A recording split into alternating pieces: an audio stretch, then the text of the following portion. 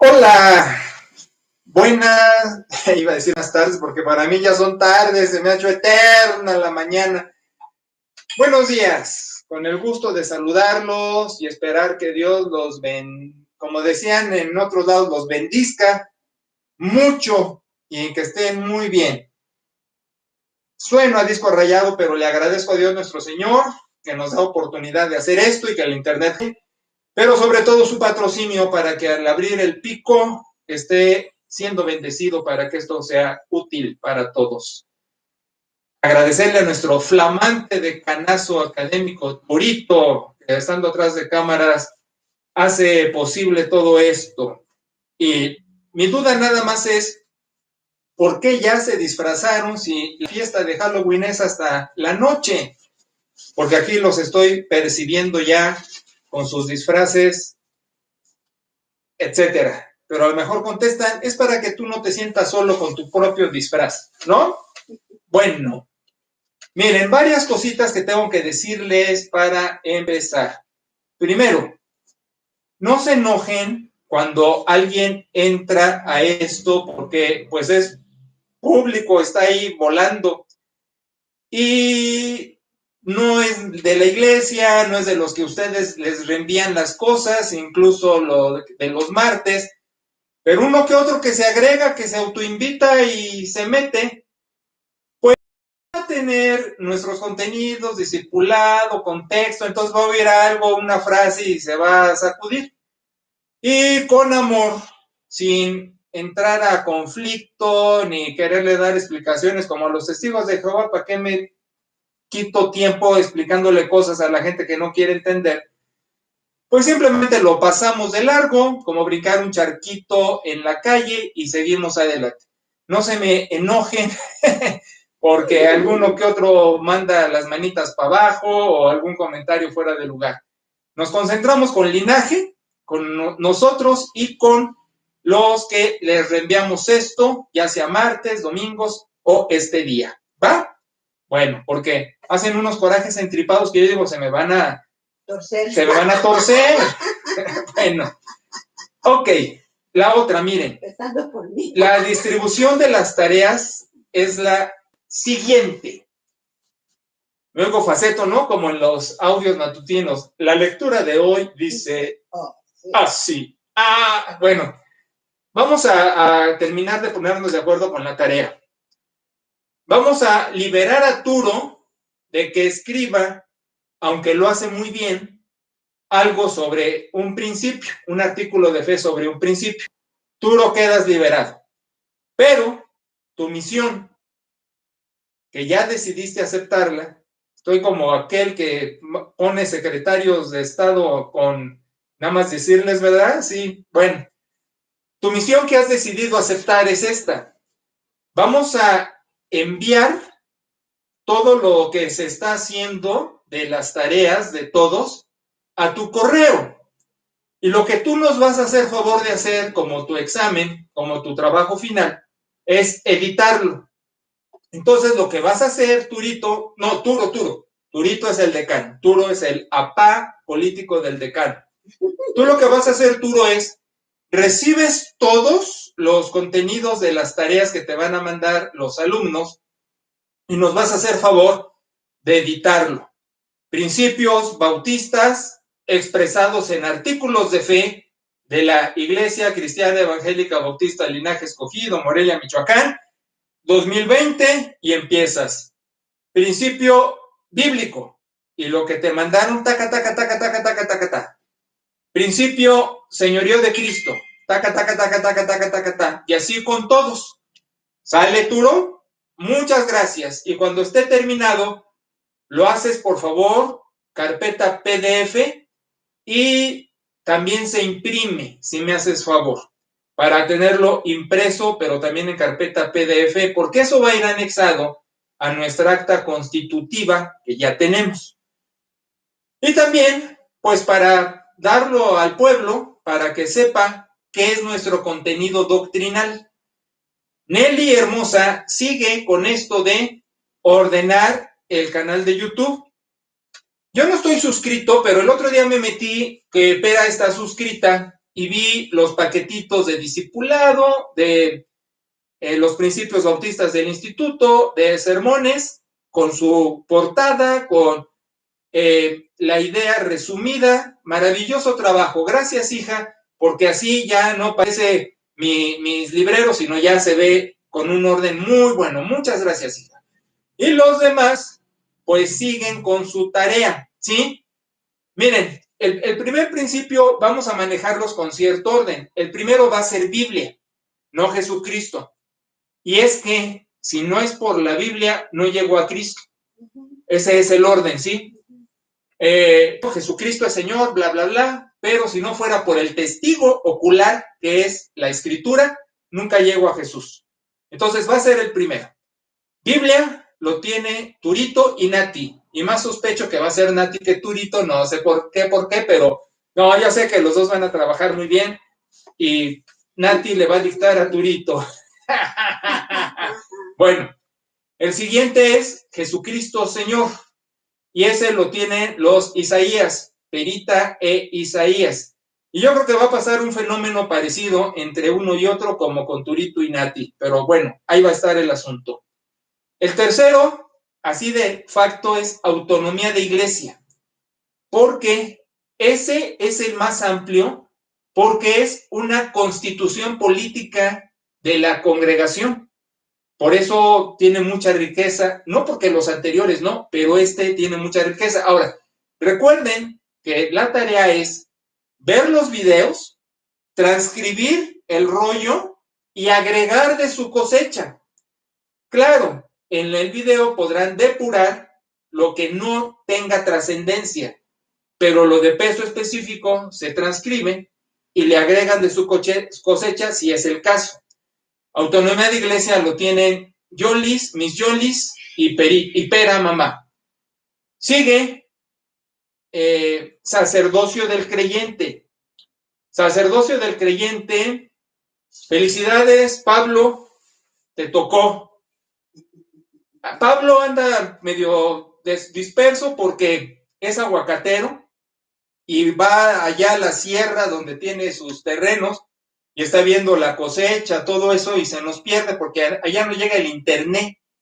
Entonces, en el momento que lo veas o alguien te avise o pase algo, Pablo tiene sacerdocio del creyente, trabajo individual. Luego viene libertad de conciencia, que es el que vamos a abordar hoy, y luego de ese viene separación iglesia-estado. Esos dos los tienen los migues con Lalo, los tapatíos, los tres tomaditos de la mano, trabajarán románticamente a la luz de las velas. Los migues y Lalito se avientan libertad de conciencia y separación iglesia-estado, que van a venir. Los anteriores, pues ya tienen que empezarle a trabajar. Y sigue de este evangelismo. Y evangelismo lo tiene Marife. Trabajo individual también, que Marife también luego batalla con el internet. Pero bueno, en la oportunidad de que lo vea, es el último y así ella lo hará. Lo capturan en su compu y lo mandan al correo electrónico de Turo. El correo electrónico de Turo yo me lo sé, pero Turo, por favor, tú anótalo en el chat de WhatsApp del instituto. Este es mi correo, así con todo el verbo que luego pones, Turo, ya ves que eres muy rollero. Este es mi correo y que ahí te llegue absolutamente todo. Ahora, abusados. A mí no me gusta el título a los principios que pone mi abuelo académico, el doctor Anderson. Y no me gusta porque ya en el ámbito académico y de posgrado tenemos la facultad y diría hasta el derecho, el privilegio de hacer modificaciones a los contenidos. Dejen corregir a mi mentor. En sus libros de historia del cristianismo, dos cosas no me gustan, pero grande. Que dice que los principios bautistas son desde el Nuevo Testamento y que llegaron después a la denominación, ahora sí que por generación espontánea. Falso. Los principios bautistas no están en el Nuevo Testamento. Puedo, con calzador, sacarlos si me dispongo a ello, pero por ejemplo, separación iglesia-estado no es nuevo testamentario. En el Nuevo Testamento no había tal, aunque se diga, dad al César lo que es del César, eso era en cuanto al impuesto, pero Jesús hacía ver y a Dios lo que es de Dios, o sea, no se hagan tontos con su ofrenda. Entonces, no había separación iglesia-estado, de hecho, el Estado, y lo vimos ya en la historia, era parte inherente y además tenía injerencia en los asuntos religiosos. Recuerden que el emperador a la vez era el mero machín religioso. Entonces, esa es una. La otra, libertad de conciencia, tampoco existía. Y así puedo estarlo sacando, aunque si quiero justificarlo, como la Biblia es una biblioteca, pues puedo agarrar fuera de contexto mucho y meterles con calzador los principios. Entonces, los principios bautistas no son nuevos testamentarios, que no quiere decir que no pueda yo encontrar algún justificante para, con calzador, ponerle ahí textos. Tenemos que entender que los principios bautistas es el resultado de una eclesiología, de una iglesia que, empezándose a formar como denominación a través de iglesias locales, tenía que articular su postura. Y para articular su postura, empieza esta transcripción de ideales que, como principios, arrojan las vías por las que se tiene que ir. De donde no tenemos quién, ni cuándo, ni cómo, solo los vemos ya en el trazo de la colonia, de los ingleses yendo a Estados Unidos, América, la colonia, y en el colonizaje y en las primeras etapas de lo que iba a ser la misiología y quiénes somos. Entonces, yo lo ilustro, voltean al pasado y dicen, esto hemos venido haciendo. A alguien se le ocurrió, otros lo enriquecen y queda sin autoría. Otra, no me gusta la nomenclatura que usa Anderson, que principio sociológico, y él llama libertad religiosa a la libertad de conciencia. Dos errores gravísimos. Uno, porque esto de el principio sociológico no cuadra el término por la mera definición de sociología. Sociología no es lo que describimos en los principios. Los principios de autonomía de iglesia, de la iglesia sola, o el sacerdocio del creyente, el creyente solo, no tiene que ver con ninguna cuestión sociológica. Entonces es un error ponerles etiqueta. Yo vi que en el chat se habían puesto a nosotros el sociológico. Qué bueno que lo borraron porque dije, no, hombre, ya vamos a empezar con esas regadas. Y luego la otra, pone libertad religiosa. Son cosas antagónicas, libertad de conciencia y libertad religiosa. Les voy a explicar. Ahora, se entiende también. El contexto de este cuate es gringo y con los gringos se manejan las cosas diferentes, que esa es otra cosa que va a ser nuestro apéndice. Los principios bautistas son culturales. Entonces, no como maneje yo los principios bautistas en Morelia, en Linaje Escogido, los tiene que hacer igual en Zacapo, hablando que somos el mismo estado, menos en Jalisco, menos en Nuevo León, menos en Centroamérica, menos en Sudamérica. ¿Me explico? Se tiene que contextualizar los principios. Son los ideales, es decir, es el faro por el que tenemos que ir, es la luz que nos alumbra, pero se teje y maneje al contexto 1000% localista. Ni siquiera es denominacional, pues. Por eso he insistido tanto, qué problema que los artículos de fe presbiterianos sean una normatividad general para el país. Denominacionalmente hablando, es un grave error. Eso sí es sociológico, ese es un grave error sociológico.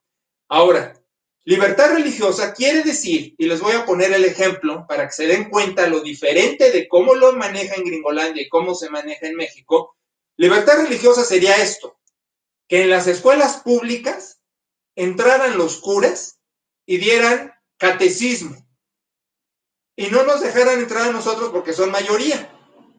Eso es libertad religiosa. Libertad religiosa sería ir contra la Constitución de los Estados Unidos mexicanos y que un sacerdote pudiera ser votado del país quisiéramos, pero ser votado para un cargo público. Eso es libertad religiosa en nuestro contexto.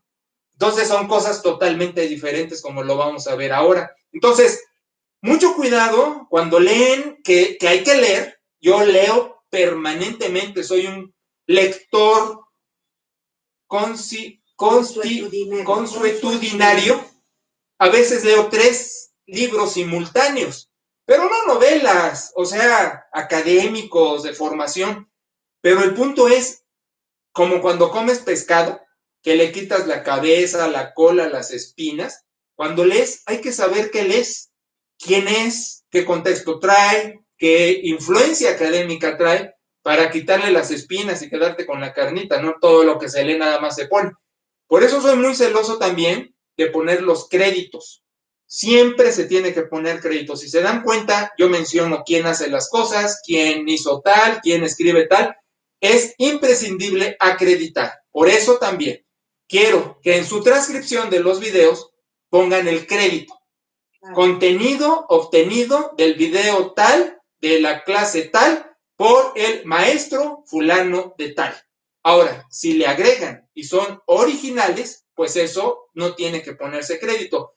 Pero si ponen un agregado de algo, ponen también el crédito. La fuente es esta. Y aún el internet, he visto mucha gente que se fusila cosas de internet y nada más las pone. Hay que poner siempre la fuente, ¿sí? Pero aquí nos va a pasar como en el canon bíblico. Si ponen algo que no contradiga lo que ya emití en el video. Tiene que ir con la misma línea, ¿de acuerdo? ¿Ok? Bueno, dicho lo cual, empezamos con libertad de conciencia. Para este principio, tenemos que abordar el apartado de teología sistemática de antropología. No podemos hablar de la capacidad del individuo si no hablamos del individuo. Y para hablar del individuo, tenemos que hablar del individuo en sí como en los sujetos colectivos que forman. Porque vamos a ver un fenómeno muy interesante. La persona no es la misma sola que en grupo. Pero bueno, vamos a ir para allá.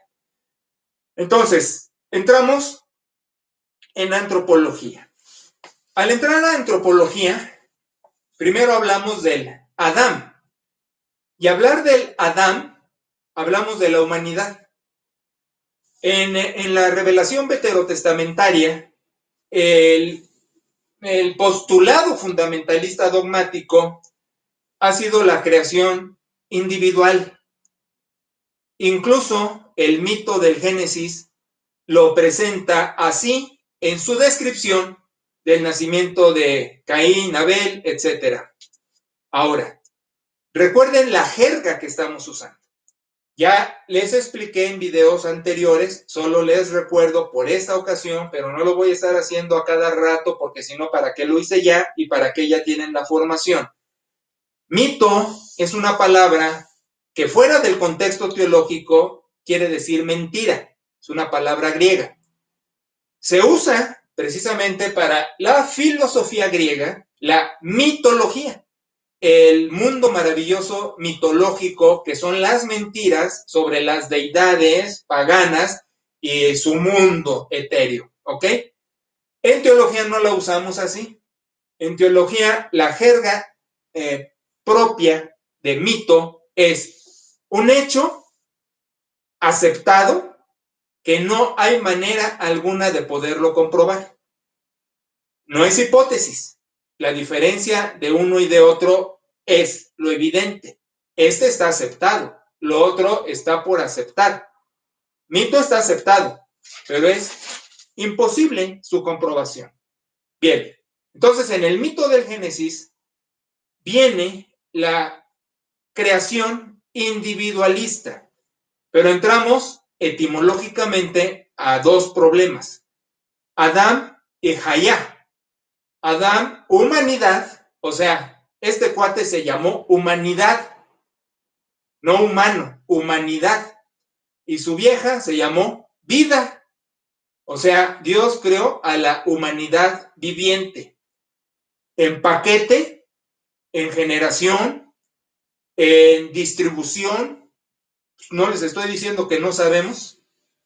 Yo soy partidario de una creación comunitaria. Aunque en el mito del Génesis hay que comprender quién recibe esta revelación. Un hombre tan primitivo que no iba a tener los elementos que yo tengo hoy o cualquiera a estas alturas para poderlo formular. Entonces tenía que describirlo así, como un ente individual. Aquí, entonces, muchas cosas ya tienen contestación de cómo empieza a multiplicarse la misma humanidad, que tomando una creación individualista, pues nos quedamos con muchos problemas. Ahora, hay que hacer una aclaración. Pablo, en la revelación veterotestamentaria en Romanos capítulo 5, agarra el mito de Bereshit para decir, por uno entró el pecado y por otro entró la vida. Yo insisto que sigue tomando la postura revelatoria primeva que recibe Moshe, de tal manera que no iba aquí a contradecirlo o a explicar algo que todavía no iba a tener capacidad su generación de comprensión. De hecho, Pablo tiene varias anomalías, como asegurar implícitamente la parusía mientras él vive. Eso más adelante lo desmenuzaré. Pero eso fue una anomalía. La parusía ha tardado 21 siglos. Entonces el asunto aquí es, hay que entender el lenguaje, por eso es importantísimo la lingüística, para poder entender los contextos y poder hacer interpretación. Si no, nos quedamos con una apreciación de kinder para hacer un trabajo exegético. Ahora, cuando hablamos de el Adán, la escritura dice que era un Hayá, Adán, viviente, Nefesh, Hayá, Adán, la humanidad viviente en su alma.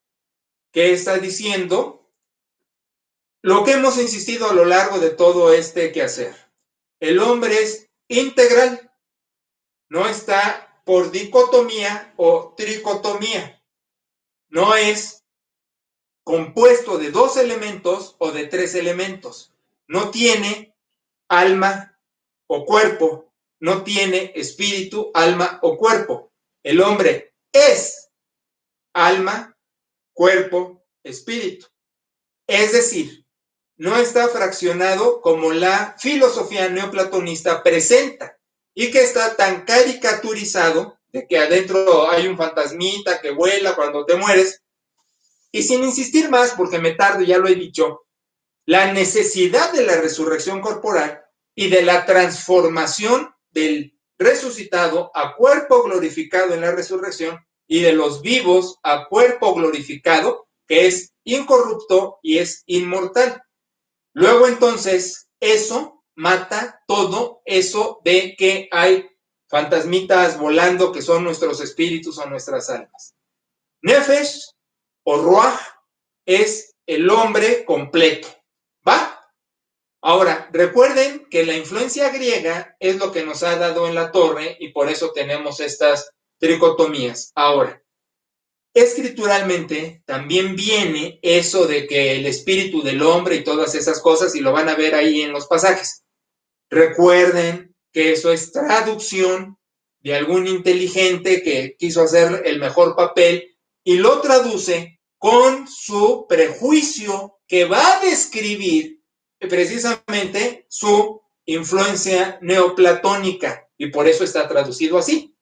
¿Alguna vez a alguien hermoso, me dijo, pero aquí dice la Biblia, dice el apóstol que todo tu ser, espíritu, alma y cuerpo. Le digo, sí, pero ¿quién lo tradujo? Y tengo que ir al idioma de la Biblia en mi Nuevo Testamento griego para enseñarte cómo viene. Y lo que está diciendo Pablo es, todo tú, estate listo para Dios. Y el listo del traductor, con el contexto que trae y la influencia neoplatónica, pone que todo tu espíritu, alma y cuerpo. Y eso es las confusiones, precisamente por la falta académica. Como saben, los martes es pajerón el asunto, aunque no puedo desprenderme de la teología y le meto a veces, pero trato de hacerlo light. Los domingos es devocional, aunque también, ¿no? Pero aquí es el espacio de posgrado teológico. Aquí hablamos de las cosas como son y como deberían darse en las iglesias. Pero el problema, como hemos hablado, es la enorme carencia de esto, precisamente, no solo en las iglesias, sino en las escuelas que capacitan a los que van a llevar las últimas responsabilidades en las congregaciones. Entonces, pues sí es un asunto delicado. Bien, entonces, Adán es un ser integral. Bien, pero este Adán se expresa en relaciones. Y al expresarse en relaciones, y todo este verbo va a ser para poder llegar a libertad, hay latinismos que nos describen las relaciones del Adán. ¿Por qué latinismos? Porque al fin la teología que trae la herencia hebreo-cristiana también tiene que hacer el manejo de otros idiomas para hacer precisiones en su desarrollo articular. Entonces decimos, no es una tricotomía, sino son funciones.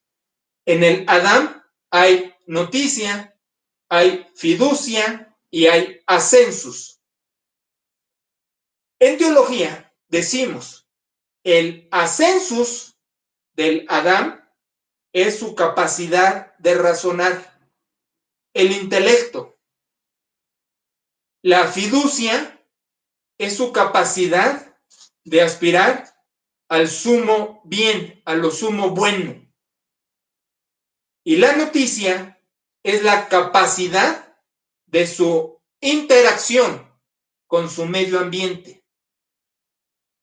Ascensus, fiducia, noticia, lo diríamos biológicamente como el homo, el que piensa, el que aspira y el que se relaciona. ¿Ok?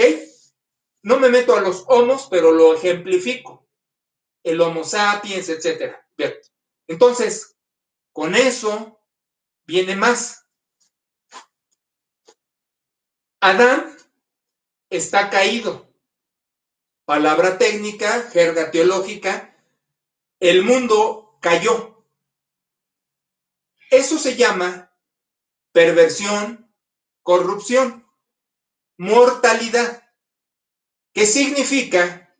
No es el primer estado, no es el primer plano, sino sufrió un accidente. Accidente no como algo circunstancial, dado que esto llevó como consecuencia la desobediencia. Pero es un accidente que altera al Adán. Entonces el Adán no tiene libre albedrío.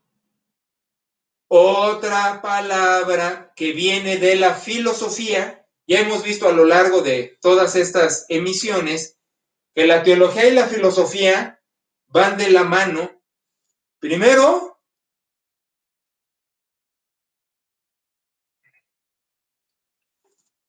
es la teología y la filosofía corre inmediatamente después de ella. Me quedé pensando, porque aunque el judaísmo insista que no maneja teología sino Torah, al final, le guste o no, la Torah, aún en Shabbat, como mañana vamos a ver en el sermón, aún se reflexiona. ¿No es lícito que cures en Shabbat? Pues, canijos, la interpretación del Shabbat es por acá. Entonces, la teología es desde la creación. Y la filosofía le sigue de facto. ¿Por qué me atrevo a decir eso? Porque en la primera generación que va a dar civilización, se empieza también a pensar. Si no, en base a la revelación, ya sea teología natural o Torah, se empieza a pensar. Si quieren, no bien. Si quieren, no acertado. Pero se empieza a decir, hay un Dios del fuego, porque hay fuego. O simplemente, somos superiores a los animales. Puede ser una posición deísta, con D de dedo, no teísta, con T. La filosofía puede llevar dos caminos. El teísmo, como que le camino hacia lo teológico, o el deísmo, con D, le camino hacia el humanismo. O sea, sin pensar en lo metafísico, describo mi mundo. ¿Ok? Entonces, la teología y la filosofía han caminado a lo largo de la vida y como que a veces, como la corriente eléctrica, corriente alterna, como que se cruzan. La filosofía ha tomado mucho de la teología, pero la teología ha tomado de la filosofía. Recuerden, todo legítimo en su temporalidad. Aquí es imprescindible el contexto histórico. Por eso, la historia va atrás de la teología y de la filosofía. Tiene que haber ahí sí una tricotomía. Si no descifro historia, no puedo hacer teología, no puedo hacer filosofía, pero es un círculo virtuoso porque sucede lo mismo con las anteriores disciplinas. Entonces, tenemos que decir, en un momento que se valió, la teología usó libre albedrío. Pero pasó y debió haber quedado allí. Pero como muchas cosas, a la falta de reflexión, pues se continuó con la inercia. Hoy día en cualquier púlpito van a escuchar que libre albedrío. El hombre no puede tener libre albedrío porque el libre albedrío, filosóficamente hablando, es una tabula rasa. Tabula rasa en filosofía es neutralidad absoluta, mente en blanco absoluta, pureza absoluta. Eso fue en el paraíso. Así el hombre estaba en el paraíso, con libre albedrío, tabula rasa. En la caída, hablamos de que se altera la condición del Adán, el libre albedrío se perdió. Hay corrupción, hay mortalidad, hay pecado. Ojo, es error decir, hay varias muertes, muerte espiritual y muerte física. Error, hay una sola. La paga del pecado es muerte. La muerte, en los contextos, estaban muertos en sus delitos y pecados, etc. La muerte es el pecado, es la corrupción. Te estoy diciendo, tú eres mortal, te vas a morir. Ya acuérdate que lo digo en segunda persona para que tú te vas a morir. ¿Qué quiere decir eso? Que te vas a morir de viejito o de portarte bien, pero te vas a morir. ¿Eso quiere decir que eres pecador? Porque por pecador vas a pasar la muerte, cosa que no se pasaba en el paraíso. Y por lo mismo estás corrupto, estás en un medio de corrupción. Ahora, ¿eso quiere decir que el hombre es malo per se? No. Tiene bondad, pero abusados. No quiere decir que esa es la imagen de Dios en el hombre. Ahorita regreso allí. Entonces, si no tengo libre albedrío, no decido. No, sí decides. Ya lo hablamos en antropología. Pero tu facultad de decisión lleva un buen porcentaje de corrupción. Está escrito. Tu mejor obra, parafraséalo, tu mejor toma de decisión lleva impureza. El Antiguo Testamento dice que, y te lo pongo en equivalente dinámico, tu mejor obra es como el papel higiénico que acabas de usar o la toalla sanitaria que acaba de usar tu esposa o alguna de tus hijas. Es repugnante, es asqueroso. Y se traduce con un eufemismo. Es un trapo de inmundicia. Es más que eso. Entonces, si Dios dice, tu mejor toma de decisión que lleva tu obra es eso, dime tú, si el libre albedrío en la atmósfera de corrupción vale. Claro que no. Ahora, aquí viene redención, que entonces ya tu obra, tu toma de decisión, lleva un valor agregado. Pero voy a hablar de eso después. En lo que estoy hablando en este momento es, sí vas a decidir, pero tienes un porcentaje de corrupción en tu toma de decisión, por buena que sea esta. Entonces se llama voluntad corrupta. Sustituyo el concepto libre albedrío semánticamente por voluntad corrupta, porque libre albedrío quiere decir otra cosa en filosofía.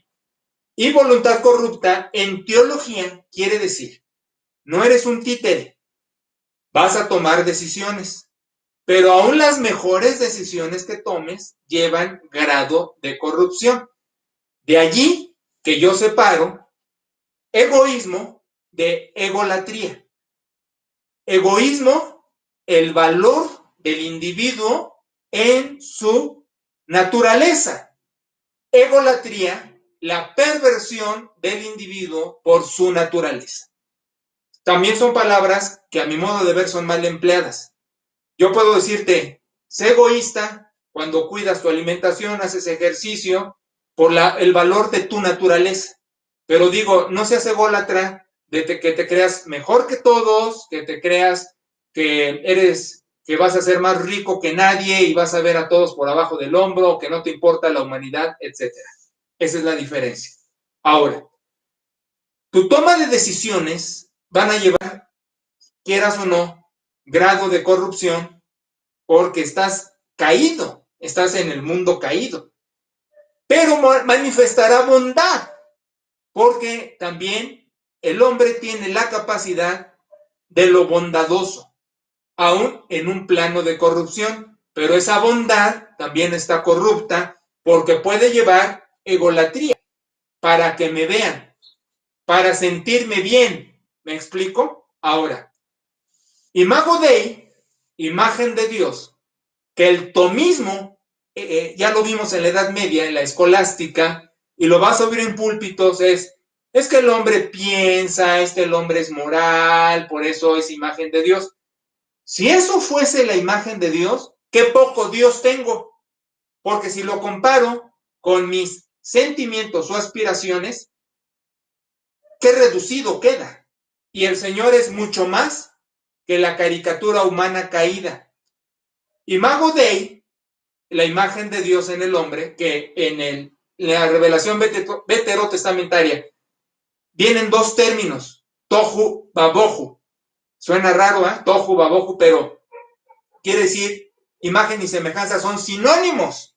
No son dos cosas diferentes que algunos manejan así, son sinónimos. Es una hipérbole. La Imago Dei es la eternidad. Cuando sopla vida, el Ruach Hayá, el soplo de vida, el espíritu de vida, el hombre es inmortal. Entonces, al caer, se dice, ya cayó, ahora que no quede permanentemente en esa condición, con la metáfora de que coma también del árbol de la vida. Es mejor expulsarlo para que no quede eternamente caído. ¿Ok? Entonces, la caída va a ser temporal. Y esta temporalidad distorsiona la Imago Dei. No, por eso viene la mortalidad.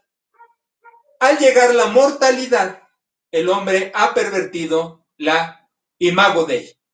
Por eso, la revelación novotestamentaria afirma la vida que hay en Jesús, el Hijo, el Dios hombre, en él está la vida, y la vida es la luz de los hombres en el prólogo juanino.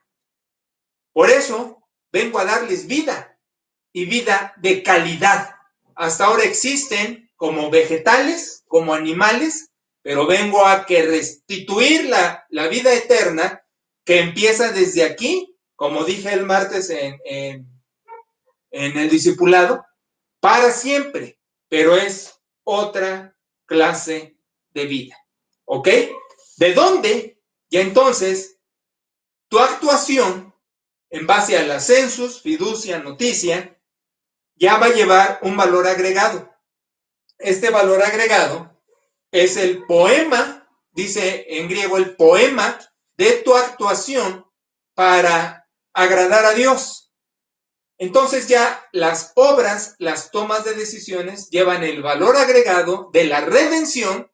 Por eso las buenas obras no pueden meterte al cielo, pero sí confirman que eres ciudadano del cielo, porque es un poema, así dice en griego, como mis bonitas calaveras, así bien métricas y rítmicas, pues, pero nuestra vida es una obra de arte como poema para Dios en Cristo. ¿Ok? Bueno, y consta que todavía no llego a libertad de conciencia, pero tengo que dejarlo aquí para retomarlo la próxima semana, primero Dios. Pero hoy te has llevado un contenido máster en divinidades, en antropología de teología sistemática. ¿Ok? Cualquier cosa en el chat de Instituto Teológico, estoy para servirte. Ya quedamos cómo hacerle. Bendiciones para todos. Mañana nos vemos en la transmisión 10:30 y que Dios nos siga bendiciendo, mis alumnos favoritos. Gracias. Bye. Gracias.